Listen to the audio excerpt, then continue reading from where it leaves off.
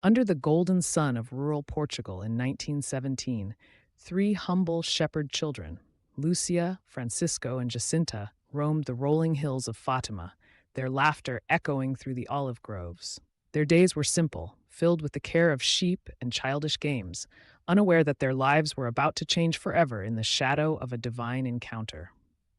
On a serene May afternoon, a sudden brilliance enveloped the holm oak tree, and there stood a luminous figure, radiant, serene, and otherworldly.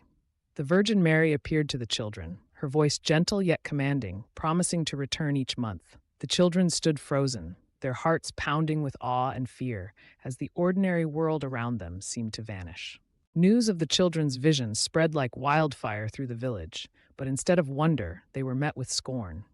The adults sneered, the priests questioned, and even their parents wavered between belief and fear. Yet in the quiet of their hearts, the children clung to the lady's words, their faith unshaken by the storm of disbelief around them. In June, the lady returned, but this time, her message was darker. She showed the children a terrifying vision, a sea of flames where lost souls writhed in eternal torment. The children trembled, their innocence shattered by the weight of this divine warning. The first secret had been revealed. The world stood on the brink of divine judgment. By August, the authorities had had enough. The children were dragged from their homes, threatened and imprisoned, their captors demanding they deny the visions. Yet even in the cold, dark cell, they whispered prayers, their faith unbroken. The Virgin's promise echoed in their hearts, "Do not fear, I will never abandon you." On October 13th, 1917, a miracle unfolded before 70,000 stunned witnesses. The sun trembled, spun, and plunged toward the earth, as if the heavens themselves were unraveling. People screamed, some fell to their knees in repentance, others fled in terror. The children alone remained calm, for they knew this was the lady's final sign, a warning to a world teetering on the edge of destruction.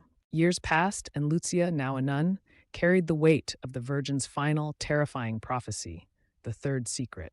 In the silence of her cloister, she wrote it down, her hand trembling as she inscribed words too dire for the world to hear. The secret weighed on her soul like a shadow, a dire warning of trials yet to come. As foretold, Francisco and Jacinta's lives were cut short by illness, their youthful faces now peaceful in death. The village mourned, but Lúcia knew their sacrifice was part of the prophecy. Their short lives had been a beacon of faith, their deaths a testament to the lady's words. The world, however, remained oblivious to the storm gathering on the horizon. Decades slipped by, and Lúcia, now the last surviving seer, lived a life of quiet solitude.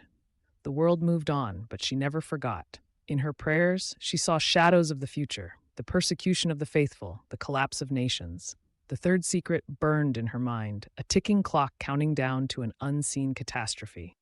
In the year 2000, the Vatican unveiled the third secret, a vision of a bishop in white struck down amid